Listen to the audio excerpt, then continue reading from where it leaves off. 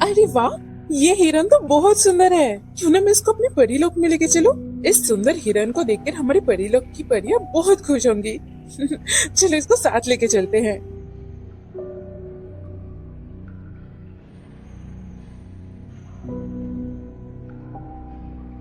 दुष्ट परी, तुम्हारे अंदर बिल्कुल भी दया नहीं है। तुम परीलोक से यहाँ पृथ्वी लोक में आकर इन बेजुबान जानवरों पर अपनी दुष्ट शक्तियों का प्रयोग कर रही हो। मैं तुम्हें श्राप देता हूँ कि तू भी एक हिरन रूप में परिवर्तित हो जाए। स्वामी जी रुकिए, आप मुझे गलत समझ रहे हैं। स्वामी जी रुकिए, कृपया मेरी बात सुनिए। रुकिए स्वामी जी। सुनहरी परी ने स्वामी जी के शाप से बचने के लिए बहुत कोशिश की, परंतु स्वामी जी ने उसकी एक ना सुनी।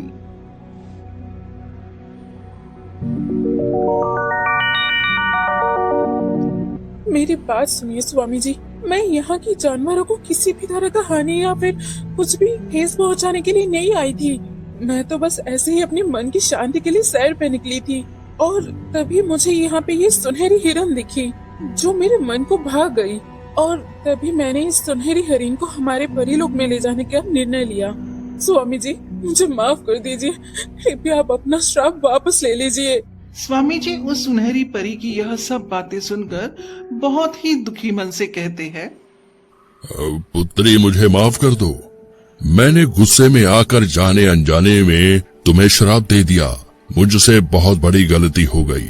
पुत्री, अब इस श्राप से तुम तभी मुक्त हो पाओगी जब तुम किसी सच्चे और अच्छे भटके इंसान की मदद करोगी।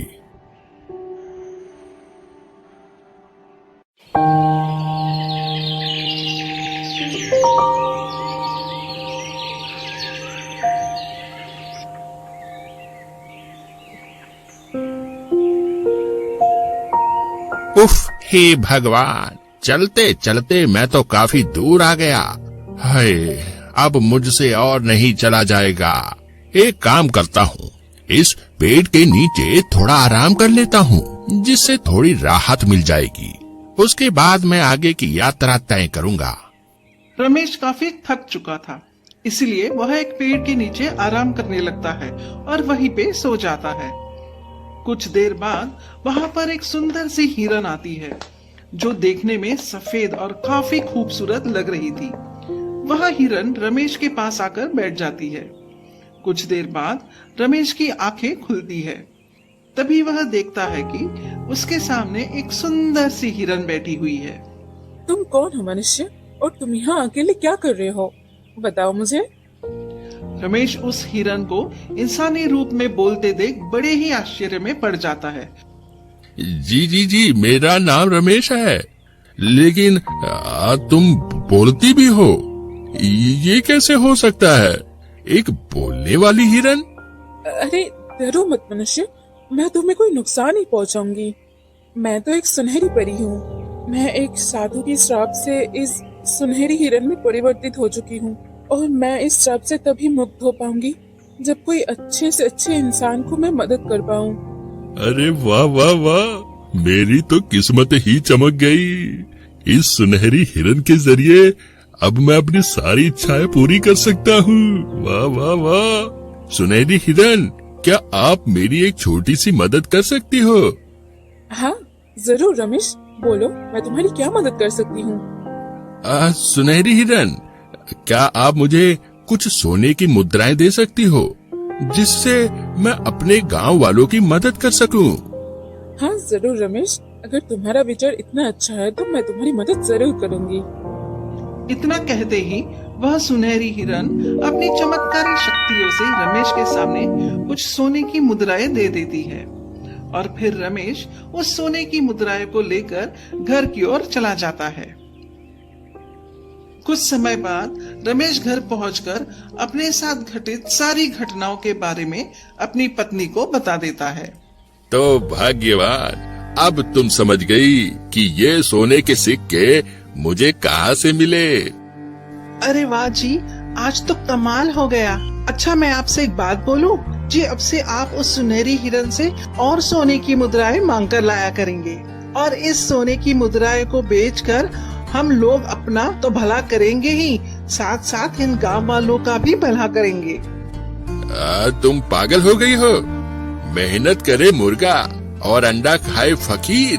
भाग्यवान, एक यही तो हमारे पास मौका है जिससे हम लोग अमीर बन सकते हैं, और इतना अच्छा मौका मैं ऐसे नहीं जाने दूंगा। भाग्यवान, तुम बस देखती जाओ मैं क्या करता हूँ। तभी से रमेश रोज उस हिरन के पास जाता है और अपनी छोटी मोटी दुख भरी कहानी सुनाता है, और फिर बहुत सारे सोने की मुद्राएं लेकर आता है। इस तरह देखते देखते रमेश काफी धनवान हो गया, और उसने अपनी अलमारी में काफी धन एकत्रित कर लिया था। परंतु वह इतना कंजूस था कि उसकी वेशभूषा बिल्कुल पहले जैसी थी।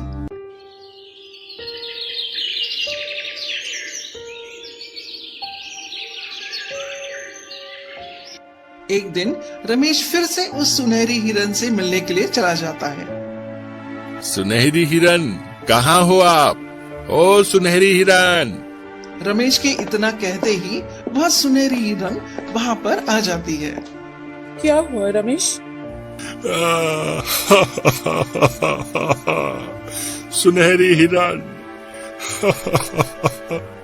तुमने जो सोने की मुद्राएं मुझे दिए थे वो मैंने अलमारी में रख दिए थे, परंतु अब उसे किसी ने चोरी कर ली। सुनहरी हिरन, आज तुम मुझे ढेर सारी सोने की मुद्राएं दे दो। मैं हर बार अपने गांव वालों की मदद के लिए सोने की मुद्राएं इकट्ठे कर रहा था, परंतु उसे किसी ने चोरी कर ली। लालची मनुष्य, अब मैं तुम्हें एक भी सोने की मुद्राएं नहीं दूंगी। हर बार तुम मुझसे झूठ बोल के सोने की मुद्राएं ले जाते हो। दुष्ट मनुष्य, तुम्हारे जैसे लालची इंसान को तो मैं सोने की क्या, लोहे का भी मुद्रा नहीं दूं। और अब अच्छा यही होगा कि तुम यहाँ से चले जाओ।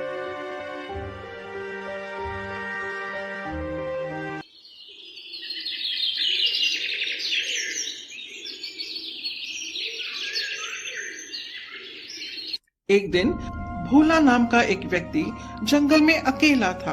वह बहुत जोर जोर से रो रहा था।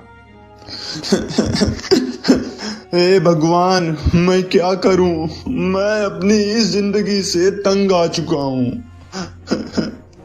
भोला अपने धुन में रोते ही जा रहा था कि तभी वहां पर वह सुनहरी हिरन आ जाती है। तुम कौन हो मनुष्य, और तुम रो क्यों रहे हो? मुझे बताओ, शायद मैं तुम्हारी कुछ मदद कर सकूं। जी, मेरा नाम भोला है। और आप कौन? और आप यह इंसानी रूप में कैसे बोल सकती हो? यह कैसे संभव हो सकता है?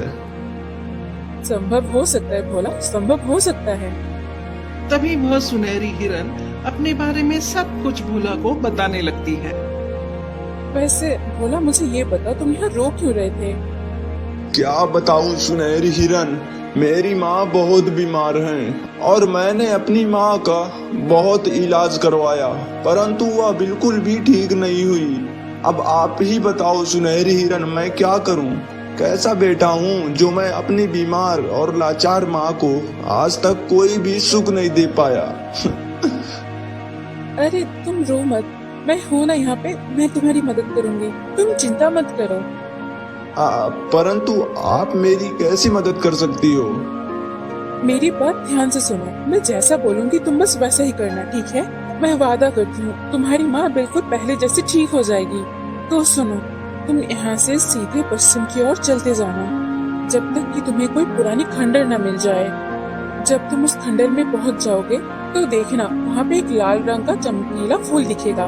तुम उस लाल रंग के सुंदर चमत्कारी फूल को लाना और अपनी माँ के सर पर लगा देना, जिससे तुम्हारी माँ पहले जैसे बिल्कुल स्वस्थ हो जाएंगी। लेकिन भोला, ये बात याद रखना, वो लाल चमत्कारी फूल ले आना जितना आसान लग रहा है सुनने में, वो उतना आसान नहीं हिलाना।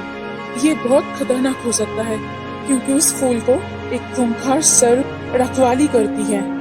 तुम चिंता मत करो सुनहरी हिरन, देखना मैं उस लाल चमत्कारी फूल को जरूर लेकर आऊंगा।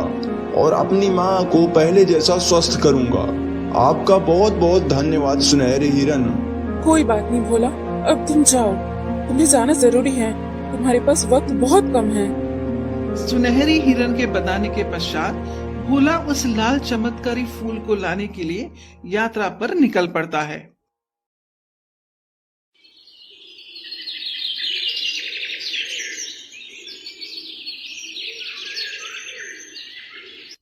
भोला को चलते चलते एक दिन बीत जाता है और भोला बिल्कुल भी हार नहीं मानता। वह चलते ही जाता है। कुछ देर बाद आखिरकार भोला उस पुरानी खंडर के पास पहुंच ही जाता है। ओहो, तो ये है वह पुरानी खंडर जिसके बारे में वह सुनहरी हिरन ने मुझे बताया था। आखिरकार मैं इस खंडर के पास पहुंच ही गया। अब जब पहुंच ही आया हूँ तो जल्दी से उस चमत्कारी फूल को लाने के लिए चलता हूँ। भोला जल्दी से उस खंडर के अंदर प्रवेश करता है।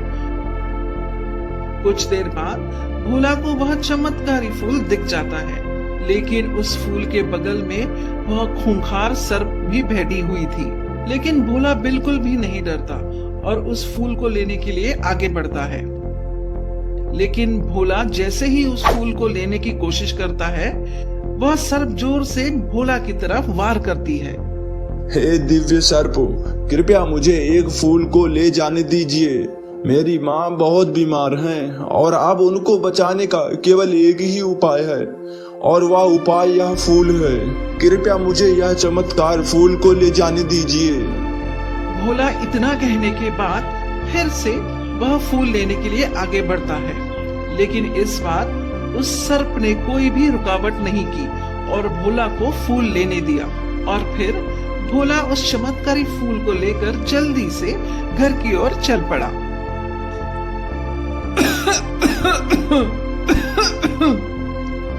माँ, मैं आ गया, अब तुम चिंता मत करो। अब तुम बिल्कुल पहले जैसे ठीक हो जाओगी।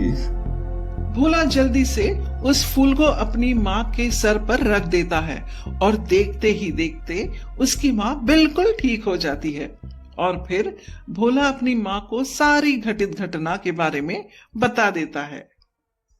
अगले दिन भोला ठीक उस जंगल में सुनहरी हिरन से मिलने के लिए चला जाता है। आपका बहुत बहुत धन्यवाद सुनहरी हिरन। अरे भोला, धन्यवाद तो मुझे कहना चाहिए। आज सिर्फ तुम्हारी वजह से मैं इस श्राप से मुक्त हो पाई हूँ। तुम्हारा बहुत बहुत धन्यवाद भोला।